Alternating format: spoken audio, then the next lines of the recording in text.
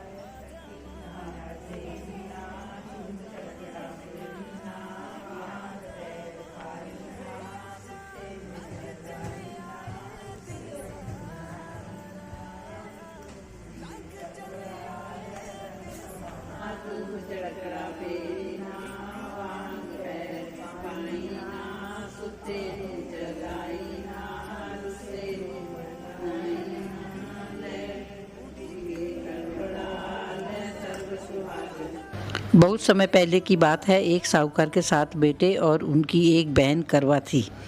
सभी सातों भाई अपनी बहन को बहुत प्यार करते थे, यहाँ तक कि वे पहले उसे खाना खिलाते थे और बाद में स्वयं खाते थे।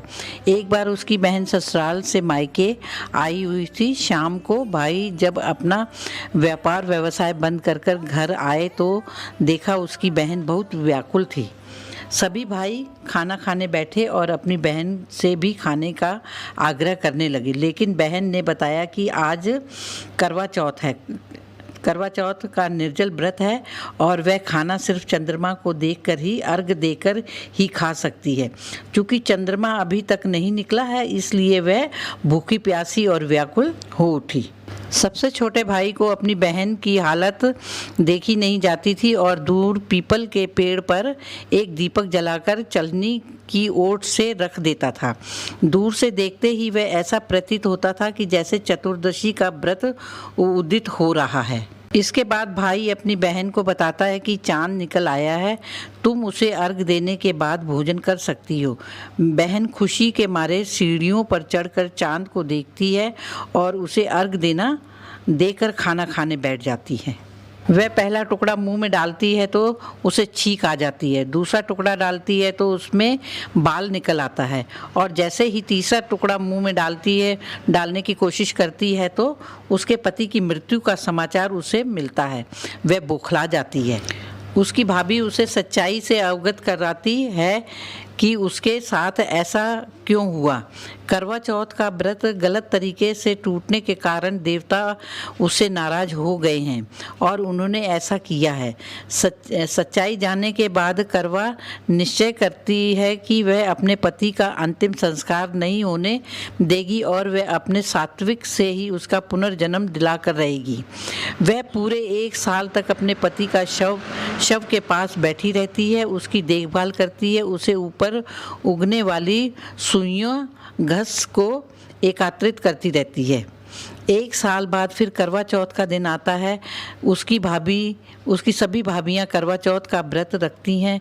जब भाभियां उससे आशीर्वाद लेने आती हैं तो वह प्रत्येक भाभी से यम सुई ले लो, पिए सुई दे दो, मुझे भी अपने जैसी सुहागिन बना दो, ऐसा आग्रह करती हैं। लेकिन हर बार भाभी उसे अगली भाभी से आग्रह करने को कह देती है। इस प्रकार जब छठे नंबर की भाभी आती है तो उससे ये बात को दोहराती है। वह भाभी उससे बताती है कि चूँकि सबसे छोटे भाई की वजह से उसका व्रत टूटा था, उसकी पत्नी में ही शक्ति है कि वह तुम्हारे पति को दोबारा जीवित कर सकती है, इसलिए वह आए तो तुम उसे पकड़ लेना और जब तक वह तुम्हारे पति को जिंदा ना करे उसे नहीं छोड़ना। ऐसा कहकर वह चली जाती है। सबसे अंत में छोटी भाभी आती है। करवा उसमें ही सुहागिन बनने का आग्रह करती है, लेकिन वह टाल मटोल करने लगती है। यह देखकर करवा उन्हें जोर से पकड़ लेती है और अपने सुहाग को जिंदा करने के लिए कहती है। भाभी उसे छुड़ाने के लिए नोचती है, खटोटती है, लेकिन करवा नहीं छोड़ती उसको।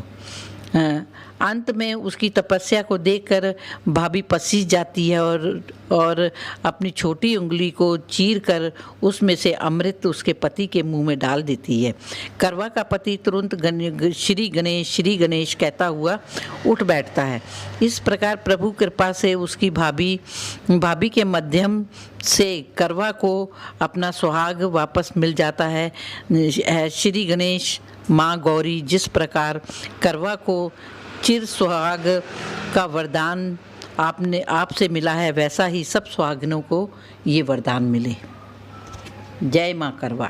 फिर तो करवा चौथ होता है ते सारी भाभियां भी करवा चौथ रखन लगती है ते ओदी वोटी भी करवा चौथ रखना चाहती है ते ਉਹ भी करवा लैन जे थले जान लगती है ते गोली ਨੂੰ ਕਹਿੰਦੀ ਆ कि मेरे आदमी ਦੀ ਸਿਰ ਨੂੰ ਆਪਣੇ ਪੱਟਾ ਦੇ ਉੱਪਰ ਰੱਖ ਤੇ 2 ਮਿੰਟ ਤੇ ਮੈਂ ਕਰਵਾ ਲੈ ਕੇ ਹੁਣੇ ਹੀ ਆਉਂਦੀ ਤੇ ਉਹ ਜਦੋਂ ਕਰਵਾ ਲੈਣ ਥੱਲੇ ਜਾਂਦੀ ਆ ਤੇ ਗੋਲੀ ਕੀ ਕਰਦੀ, ਜਿਹੜਾ ਇੱਕ ਸੂਈ ਉਹਦੇ ਅੱਖ 'ਚ ਰਹਿ ਜਾਂਦੀ ਹੈ ਨਾ ਉਹ ਕੱਢ ਦਿੰਦੀ ਹੈ।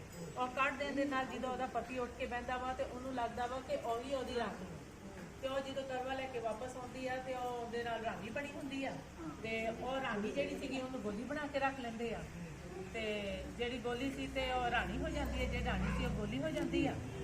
ਫਿਰ ਉਸ ਤੋਂ ਬਾਅਦ ਉਹਦੇ ਹਸਬੈਂਡ ਨੇ ਬਾਹਰ ਜਾਣਾ ਹੁੰਦਾ, ਉਹਦੇ ਪਤੀ ਨੇ, ਤੇ ਉਹ ਕਹਿੰਦਾ ਸਾਰਿਆਂ ਨੂੰ ਪੁੱਛਦਾ ਕੀ ਲਿਆਉਣਾ ਵਾ ਤੇ ਉਹਨੂੰ ਪੁੱਛਦਾ ਕਿ ਤੇਰੇ ਵਾਸਤੇ ਕੀ ਲੈ ਕੇ ਆਵਾਂ ਤੇ ਉਹ ਕਹਿੰਦੀ ਆ 8 ਕਾਰਡ ਦੀ ਗੁੜੀਆ ਲੈ ਕੇ ਆਵਾਂ ਤੇ ਕਹਿੰਦੇ ਠੀਕ ਆ। ਉਹ ਜਾਂਦਾ ਤੇ ਲੈ ਕੇ ਆਉਂਦਾ ਵਾ। ਉਹ 8 ਕਾਰਡ ਦੀ ਗੁੜੀਆ ਦੇ ਨਾਲ ਰੋਜ਼ ਕੀ ਬੋਲਦੀ ਰਹਿੰਦੀ ਆ, ਜੋ ਗੋਲੀ ਸੀ ਉਹ ਰਾਣੀ ਹੋਈ, ਜੋ ਰਾਣੀ ਸੀ ਉਹ ਗੋਲੀ ਹੋਈ। ਤੇ ਰਾਜਾ ਕਹਿੰਦਾ ਰੋਜ਼ ਇਸ ਤਰ੍ਹਾਂ ਕਿਉਂ ਬੋਲਦੀ ਆ।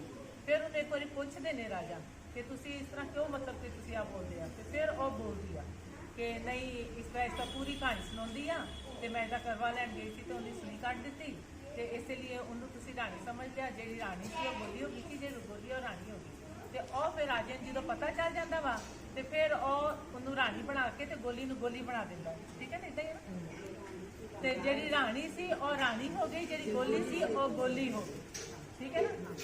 ਤੇ ਜਿਹੜੀ ਪਹਿਲੀ ਵਾਲੀ ਨਾਲ ਹੋਈ ਉਹ ਕਿਸੇ ਨਾਲ ਨਾ ਹੋਵੇ, ਜਦੋਂ ਬਾਅਦ ਚ ਜਿਹੜੀ ਹੋਈ ਉਹ ਸਾਰਿਆਂ ਨਾਲ। ਆਜਾ ਸੋਹਣਿਆ, ਆਜਾ ਸੋਹਣਿਆ, ਆਜਾ ਸੋਹਣਿਆ, ਆਜਾ ਸੋਹਣਿਆ, ਤੇਰੇ ਲਈ ਹੀ ਪਾਇਆ ਚੂੜਾ, ਤੇਰੇ ਲਈ ਹੀ ਬਿੰਦੀਆਂ, ਤੈਨੂੰ ਦੇਖ ਦੇਖ ਚੰਨਾ ਹਰ ਰੋਜ਼ ਜੀਨੀਆਂ।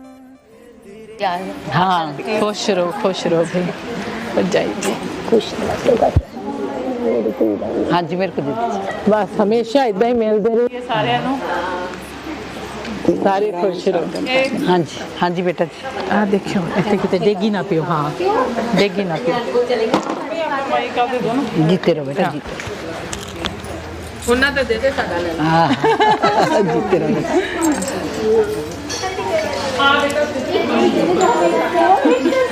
जीते रहो बेटा जीते रहो माता रानी जीते रहो माता रानी।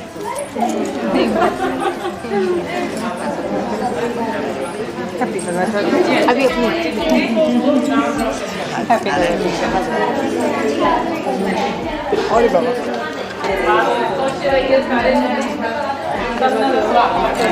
बेटा माता रानी हर साल ऐसे ही सज तच के आओ तुसी लोग हैं बेटा।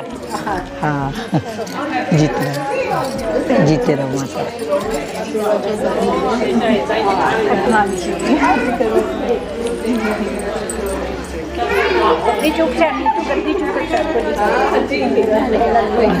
अभी हर साल ऐसा ही आओ सज तज के आओ भाई। जीते रहो बेटा माँ। सत श्री अकाल आंटी हैप्पी करवा चौथ।